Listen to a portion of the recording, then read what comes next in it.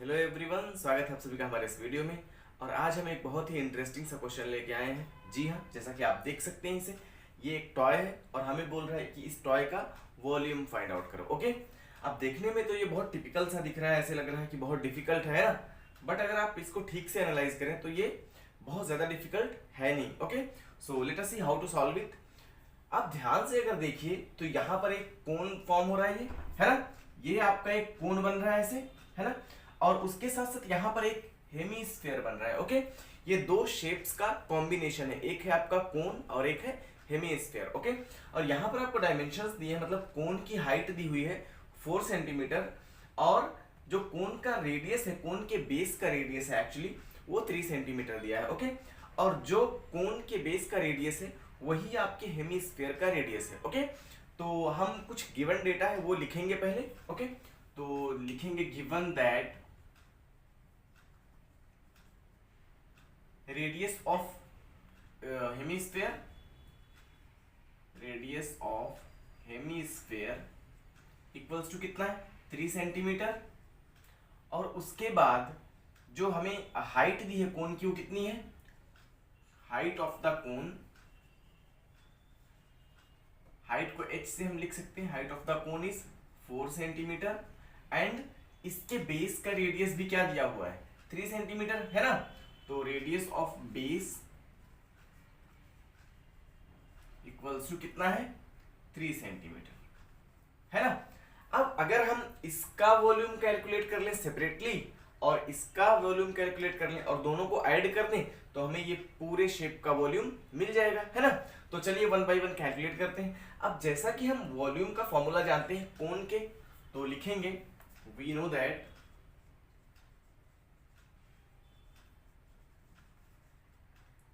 Volume of cone is 1/3 pi r square h. Okay, ये हमारा कोन के वॉल्यूम का फॉर्मूला होता है 1/3 pi r square h. Okay, अब यहाँ पर हमारे पास जो इसके बेस का वैल्यू है, बेस के रेडियस का वैल्यू है वो एक्चुअली 3 सेंटीमीटर है। तो यहाँ पर हम इसको पुट करेंगे 1/3 into pi into r square, मतलब 3 का स्क्वायर, तो 3 का स्क्वायर 3 इंटू 3, और इंटू एच हमें दिया हुआ है 4 centimetre. Okay, so this is 4। यहां से हमें मिल जाएगा ये 3 और ये 3 कैंसिल हो जाएगा, and this become 3 into 4 that is 12। Okay, so this gives you 12 into pi. Okay, अभी हम इसको पाई में ही लिखेंगे क्योंकि अभी हमें आगे चल के एक और पाई में वैल्यू मिलने वाली है, तो ऐड करके दोनों को हम डायरेक्टली वहां पे मल्टीप्लाई कर देंगे पाई की वैल्यू से, दैट इज 3.14। ओके, तो यहां पर हमें वॉल्यूम ऑफ कोन कितना मिला, volume of cone equals to 12 pi. अब हमें इसका कैलकुलेट करना है, इसका वॉल्यूम हेमीस्फीयर का। ओके, तो लिखेंगे वॉल्यूम ऑफ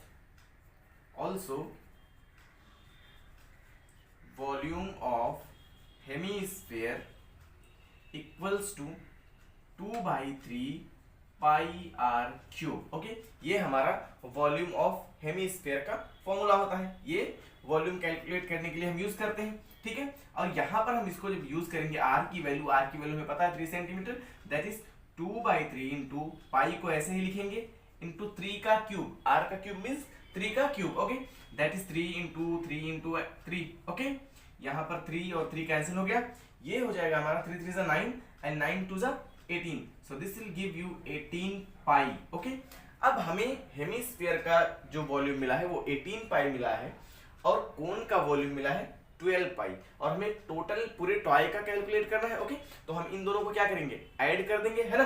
तो लिखेंगे यहां साइड में वॉल्यूम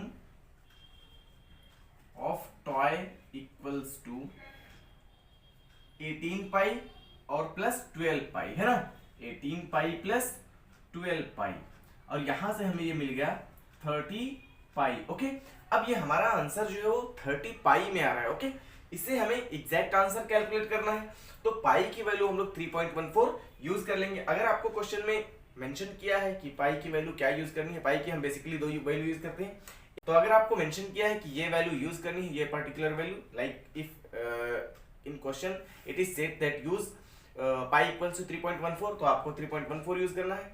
नहीं दिया गया है ऐसा कुछ, कोई स्पेसिफिकेशन नहीं उसने बोला है, तो आपको कोई भी एक यूज कर लेना है, ठीक। तो यहाँ पर हमें एक्चुअली क्वेश्चन में बोला गया था 3.14 यूज करने के लिए, तो यहाँ पर हम लोग लिखेंगे 30 इंटू 3.14 और इसको जब हम मल्टीप्लाई करेंगे तो ये हमें मिलेगा 94.20 सेंटीमीटर। एक्चुअली हमारे सारे डेटा किसमें सेंटीमीटर में है ना, यहाँ पर सेंटीमीटर, और वॉल्यूम कैलकुलेट कर रहे हैं तो सेंटीमीटर क्यूब हो जाएगा। ओके, तो यहाँ सब जगह हम सेंटीमीटर क्यूब लिखेंगे। Okay, so this is centimetre cube. So volume जो टॉय का आया वो कितना आया, 94.20 सेंटीमीटर क्यूब। ओके, तो हमारा अगला क्वेश्चन है क्वेश्चन नंबर 11, ठीक है। और इसमें बोल रहा है कि हमारे पास एक बीच बॉल है, आप बुक में देख सकते हैं क्वेश्चन को। उसमें बोल रहा है एक बीच बॉल है और उसका जो ये पूरा डायमीटर दिया है वो 42 सेंटीमीटर दिया है, ठीक है। और बोल रहा है इसका सरफेस एरिया निकालिए और वॉल्यूम निकालिए, ठीक है।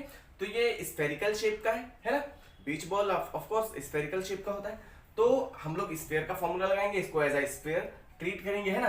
तो सरफेस एरिया निकालने के लिए हम लोग फॉर्मूला लगाते हैं, सरफेस एरिया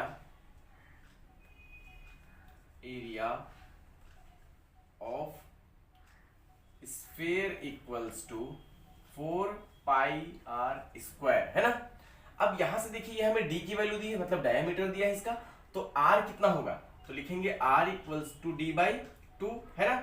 और डी कितना है 42 और ये हो गया 2, यहां से हमें कितना मिल गया 21 सेंटीमीटर। ओके, मतलब आर की वैल्यू कितनी है 21 सेंटीमीटर, और ये ऊपर वाले फॉर्मूले में हम आर की वैल्यू पुट कर देंगे, सब्स्टिट्यूट कर देंगे यानी, है ना।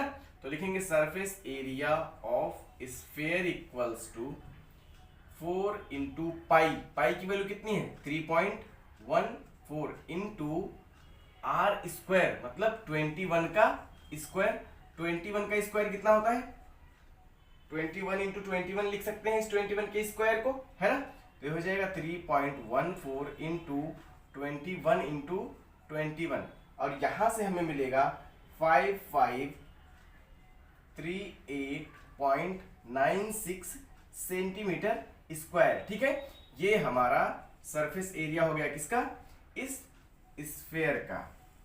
ओके, मतलब इस स्फेरिकल बॉल का सरफेस एरिया कितना हो गया 5538.96 सेंटीमीटर स्क्वायर, ठीक है। ये सरफेस एरिया इसलिए हमने सेंटीमीटर स्क्वायर लिखा है, ठीक। अगला पूछ रहा है कि इसका वॉल्यूम भी हमें निकालना है, ठीक है। तो वॉल्यूम का फॉर्मूला होता है स्फेयर का, volume equals to 4/3 pi r cube, है ना। अब 4/3 इंटू पाई की वैल्यू हमारी 3.14 इंटू आर हमें पहले से पता है 21, तो 21 इंटू 21 इंटू 21 ये हमारा क्यूब है ना। यहाँ पर 3 1 जा 3, 3 7 जा 21, है ना। और इसको जब हम सॉल्व करेंगे तो हमें मिलेगा 38,772.72 सेंटीमीटर क्यूब। इस बार हमने क्यूब लगाया क्योंकि ये हम वॉल्यूम फाइंड आउट कर रहे हैं, ठीक है। तो इसका वॉल्यूम कितना हो गया 38,772.72 सेंटीमीटर क्यूब। ओके, सो हमारा फाइनल आंसर होगा surface area of ball equals to कितना आया 5538.96 सेंटीमीटर स्क्वायर, और वॉल्यूम आया है volume of ball equals to 38,772.72 centimetre cube. Okay, ये हमारा फाइनल आंसर हो गया।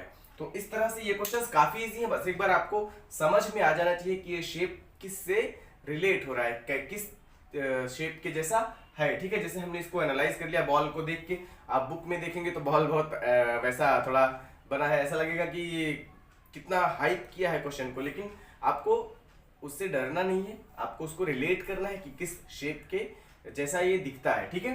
तो ये हमारा स्फेयर के जैसा था, तो हमने स्फेयर का सारा फॉर्मूला अप्लाई किया और जो भी हमसे उसने पूछा था वो हमने कैलकुलेट कर दिया। Okay, so let us move to the next and last question of this exercise. अगला क्वेश्चन हमारा है क्वेश्चन नंबर 12। ओके, इसमें एक सिलेंडर दिया है हमें और बोल रहे हैं कि इसमें यहाँ तक पानी फिल है, ठीक है। ये पानी भरा हुआ है और इसमें एक छोटा सा स्फेरिकल बॉल डाल दिया है अंदर, ठीक है। सिलेंडर में पहले से कोई कुछ पानी था और उसमें एक स्फेरिकल बॉल डाल दिया, जिसकी वजह से पानी का लेवल क्या हुआ है, थोड़ा ऊपर आ गया, ठीक है। अब बोल रहे हैं कि आप बताइए कि इसमें पानी का वॉल्यूम क्या है, सिर्फ पानी का, ये जो पानी यहाँ पे फिल्ड है उसका वॉल्यूम क्या है, ठीक है। इन्होंने पूरे सिलेंडर का वॉल्यूम हमसे नहीं पूछा है और पूछ भी नहीं सकते हैं, क्यों? क्योंकि इन्होंने हमें पूरे सिलेंडर का हाइट नहीं दिया है, ठीक है। तो इन्होंने हमें ये इसका बेस का जो डायमीटर है वो दिया है 14 सेंटीमीटर और 30 सेंटीमीटर ये हाइट दिया है जहां तक वाटर का लेवल है, ओके। अब ये बॉल जो डाला है, जाहिर सी बात है इस बॉल ने कुछ वॉल्यूम ऑक्यूपाई किया होगा। आप इसको ऐसे रिलेट कर सकते हैं कि एक बकेट है, बकेट में पानी भरा हुआ है, ठीक है। हम क्या करते हैं उसमें अगर मग से पानी उठा लेते हैं तो वॉल्यूम कम हो जाता है, मतलब पानी कम हो जाता है ना। और अगर मग को फिर से भरे हुए मग को उसमें डाल देते हैं तो पानी का वॉल्यूम जो है ऊपर आ जाता है, मतलब बाल्टी और ज्यादा भरी दिखने लगती है ना।